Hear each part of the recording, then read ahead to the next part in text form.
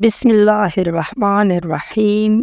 دفن کی ہوئی خزانے کا ماما۔ ایک دفعہ کا ذکر ہے کہ ایک نہایت محنتی کسان جس کا نام رحیم تھا ایک زرعی گاؤں میں رہتا تھا جو کہ پاکستان کے زرخیز صوبہ پنج میں واقع تھا۔ رحیم کے 4 بیٹے تھے۔ ان کے نام تھے اکبر، اصغر، ناصر اور بابر، جو کہ چاروں میں سب سے چھوٹا تھا۔ یہ چاروں بھائی دوسرے سب ان بچوں سے مختلف تھے جو کہ قریبی دیہی علاقوں میں رہتی تھی، کیونکہ یہ چاروں اپنا زیادہ تر وقت کھیلنے اور شرارتیں کرنے میں گزارتے تھے۔ جب ہمسائے میں رہنے والے لوگ ان بھائیوں کی شرارتوں سے تنگ آ جاتے تو وہ رحیم سے ان کی شکایت کرتے۔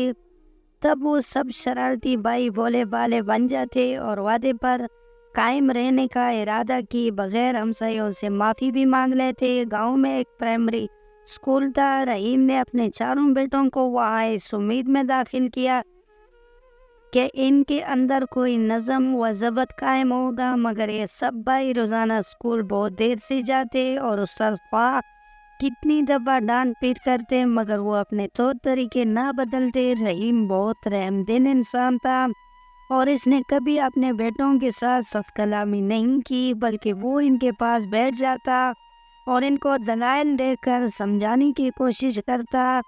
پیارے بیٹوں، رحم دل والد نے ایک دن بہت پیار سے کہا، تم لوگ ابھی بہت کم سن ہو اور اپنا تمام وقت کھیل کود میں گزارتے ہو، لیکن اگر تم نے اس عمر میں محنت کرنا نہ سیکھا تو جب تم لوگ بڑے ہو جاؤ گے تو کچھ بھی کرنے کے قابل نہیں ہوں گے۔ سب بیٹے ایک زبان ہو کر بڑے جوش سے کہتے، ابا جان آپ بالکل فکر نہ کریں، ہم بہت جلد سب کچھ سیکھ لیں گے، ہم وعدہ کرتے ہیں۔ لیکن جیسے ہی ان کے والد انہیں ایک اور موقع دینے کے لیے راضی ہوتے تو چاروں بھائی اپنا وعدہ فوراً بھول جاتے اور جلدی اپنے پرانے طور طریقوں پر اتر آتے اور وہ جدھر بھی نکلتے شرارتیں کرتے، تباہی اور بربادی ڈالتے نظر آتے۔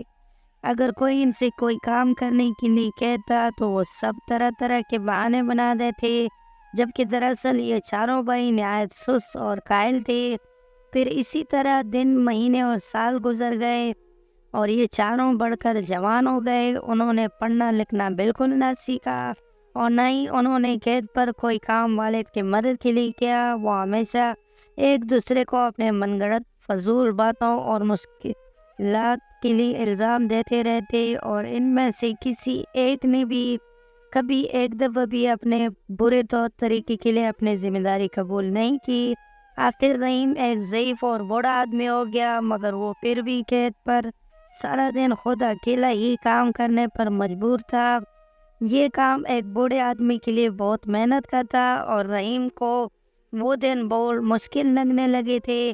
فصل کی پیداوار میں بھی کمی آ گئی اور اس کے ساتھ ہی اس دولت میں بھی جو کہ وہ فصل کو منڈی میں بیچ کر حاصل کر سکتا تھا۔ رحیم اور اس کی بھی اپنے مستقبل کے بارے میں بہت پریشان تھے، مگر وہ چاروں بھائی ان واقعات کے بارے میں بالکل بھی پریشان نہ ہوتے تھے۔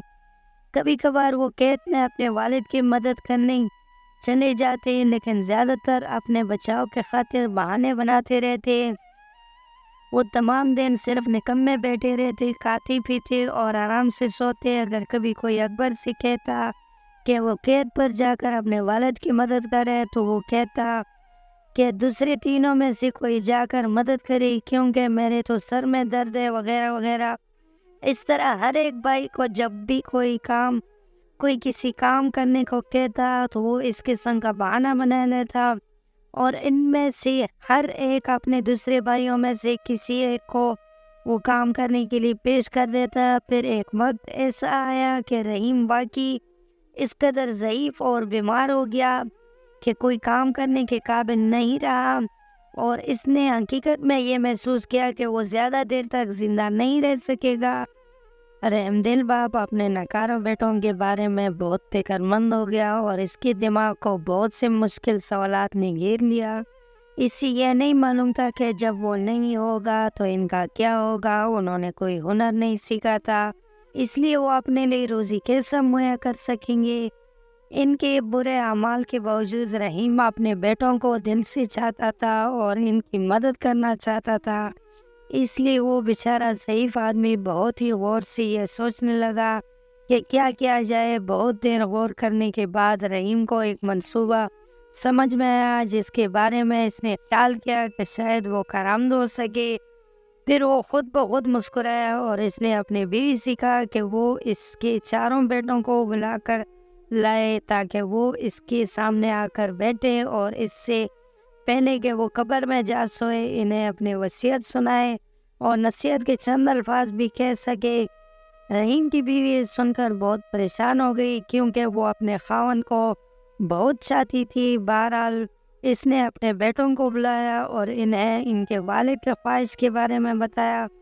چاروں بھائیوں کو اس بات کا بہت صدمہ ہوا کہ ان کا باپ فوت ہو جائے گا۔ وہ اپنے والد کے قدموں کے پاس اس کی آخری وصیت سننے کے لیے بیٹھتے ہی رونے اور آزاری کرنے لگے۔ پیارے بیٹوں اور دل باپ نے کہا، میں نے زندگی بھر تم سے محبت کی اور تمہاری دیکھ بھال کی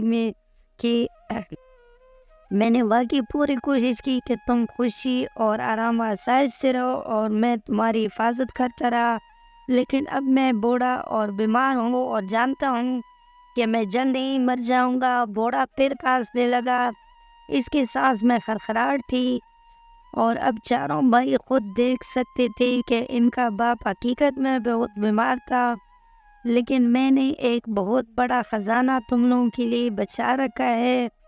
رحیم نے گفتگو جاری رکھتے ہوئے کہا، تاکہ تمہاری زندگی میں میرے جانے کے بعد بہت عرصے بعد تک بھی آرام سے گزرتی رہے۔ بہت زمانہ گزرا، میں نے اپنے قید کی زمین میں کسی جگہ ایک بہت بڑا اور بہت گہرا گڈھا کھودا، پھر میں نے اس گڈھے میں اس خزانے کو اس وقت کے لیے کہ جب تمہیں اس کی ضرورت پڑے حفاظت کے ساتھ دفن کر دیا، لیکن اب مجھے بالکل یاد نہیں رہا کہ وہ کس جگہ پر ہے۔ چاروں بھائی ایک دوسرے کی طرف تعجب سے دیکھنے لگے، لیکن وہ اپنے باپ کے خزانے کے تصور سے کافی خوش بھی نظر آ رہے تھے۔ میں نے مرنے کے بعد تمہیں اس کا سراغ لگانا ہوگا اور اسے کھود کر نکالنا ہوگا۔ رحیم نے بات جاری رکھی، پھر تم اپنے چاچا سے جو کہ اس وقت خاندان میں سب سے بڑے ہوں گے درخواست کرنا کہ وہ اس خزانے کو تم چاروں کے درمیان برابر حصوں میں تقسیم کر دے۔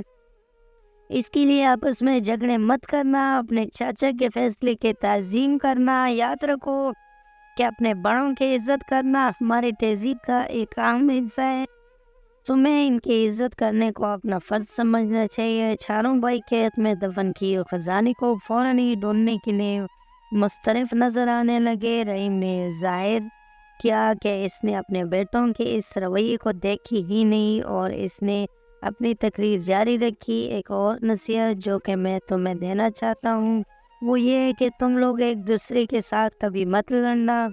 تمہارے دشمن تمہیں منصوبہ بندی اور ساز باز کرنے کے لیے اکسائیں گے، لیکن کچھ بھی ہو جائے تم چاروں ہمیشہ متحد رہنا۔ مل جل کر تم سب بہت طاقتور رہو گے اور کوئی بھی تمہیں نقصان نہیں پہنچا سکے گا، اور کسی کو بھی اس خزانے کے بارے میں اس وقت تک مت بتانا جب تک تمہیں وہ مل نہ جائے۔ جب رحیم نے اپنی تقریر ختم کی تو اس نے آنکھیں بند کر لی، پھر وہ جلدی ہی فوت ہو گیا۔ اپنے والد کے جنازے اور تدفین کے بعد ان بھائیوں نے اپنے قید کے دوسرے سرے سے کھودنے کا فیصلہ کیا۔ انہوں نے اب تک اپنی زندگی بہت سستی، قائلی، آرام اور آسائش میں گزاری تھی، اس لیے قید کے تھوڑے سے حصے کو کھودنا بھی ان کو بہت مشکل لگا۔ سست اور قائلی سب بھائی جلد ہی گھر پر آرام کرنے کے لیے چل دیے۔ اگلے دن پھر ایسا ہی کیا، پھر اس سے اگلے دن اور اس سے بھی اگلے دن ایسے ہی کرتے رہے، یہاں تک کہ وہ آہستہ آہستہ مگر یقیناً قید کا زیادہ تر حصہ بھائیوں نے کھود ہی لیا۔ ان کو اسی طرح کام کرتے مہینہ بھر اور گزر گیا، مگر انہیں دفن کیا ہوا خزانہ نہیں ملا۔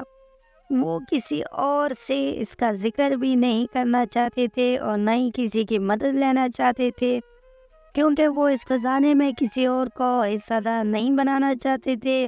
وہ سب کھدائی کرتے کرتے بہت تک گئے تھے، مگر ان میں سے کوئی بھی اس خزانے کو چھوڑنا نہیں چاہتا تھا۔ آخرکار بھائیوں نے غور کیا کہ انہوں نے پورا قید کھود ڈالا، لیکن خزانے کا کوئی سراغ نہیں ملا۔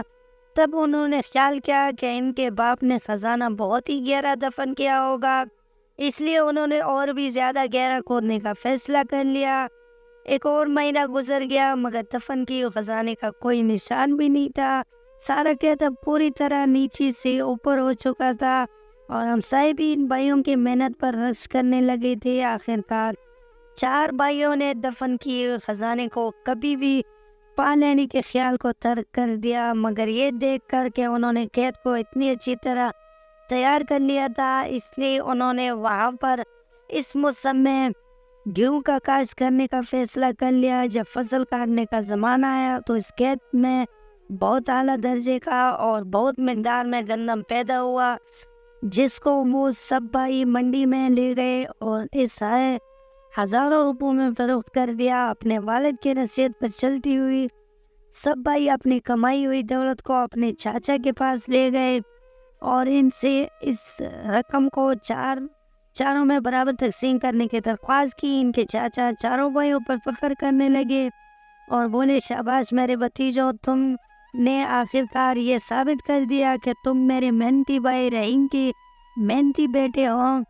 یہ کہ جو میرا بھائی تمہارے لیے چھوڑ گیا وہ خود ہی ایک خزانہ ہے، اور اگر تم اس طرح محنت کرتے رہو گے تو تم اس کا ہمیشہ انعام پاتے رہو گے۔ اگلے سال چاروں بھائیوں نے محنت کر کے پھر گندم کی کاشت کی۔ اس دفعہ پیداوار پہلے سے بھی بڑھ کر ہوئی اور جب انہوں نے یہ گندم منڈی میں فروخت کی تو انہوں نے پہلے سے بہت زیادہ رقم بنائی۔ کچھ سال تک اس طرح کام کرنے کے بعد چاروں بھائی کافی امیر ہو گئے اور اپنے کام میں بھی خوش رہنے لگے۔ آخرکار یہ واضح ہو گیا کہ اکبر، اصغر، ناصر اور بابر نے دفن کی ہوئے خزانے کے معاملے کو حل کر لیا کہ اصل خزانہ تو محنت اور تربیتی نظام کا صلہ تھا۔ چاروں بھائی اپنے والد کی ہوشیاری اور دوربینی پر فخر کرتے تھے، کیونکہ صرف وہی تھا کہ جس نے ان کو محنت، نظم و ضبط، اتحاد اور اپنے بڑوں کی تہذیب کی فضیلت کا سبق دیا تھا۔ دوستو، آپ کو آج کی کہانی کیسی لگی؟ امید ہے کہ ویڈیو اچھی لگی ہوگی۔ اگر ویڈیو پسند آئی تو ہمارے چینل کو سبسکرائب کر لیں۔ ملتے ہیں اگلی ویڈیو میں، تب تک کے لیے اللہ حافظ۔